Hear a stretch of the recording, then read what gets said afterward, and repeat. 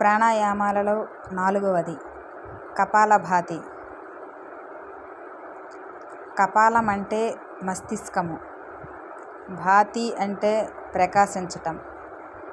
శుద్ధి క్రియలలో ఒకటైన దీనికి ప్రాణాయామంలోనూ స్థానం ఉంది. ఇది మస్తిష్కాన్ని శుద్ధి చేయును. సాధన చేయు విధానం: ధ్యానాసనంలో స్థిరంగా, వెన్నుముక తల నిటారుగా, శరీరం విశ్రాంతిగా, మనస్సును ఆహ్లాదంగా ఉంచాలి.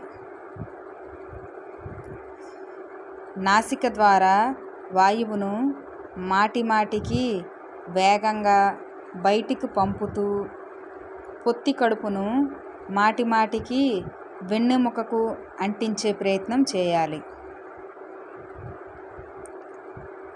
శక్తి కొలది చేయగలిగినంతసేపు చేసి చివరలో కుంభకం ఆచరించి, త్రిబంధాలను ఆచరించి, కుంభకము చేసి శక్తి కొలది ఉండి త్రిబంధాలను వదులుచూ శ్వాసను ఎడమ నాసిక ద్వారా వదలాలి.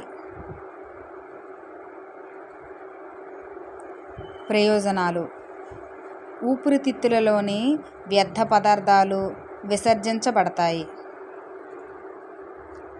మస్తిష్కము ఉత్తేజమవుతుంది. ఉద్వేగాలు తగ్గి మనస్సు శాంతించును.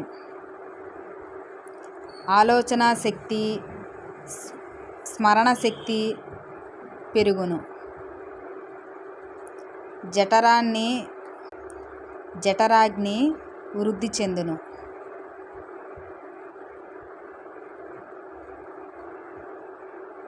Thank you.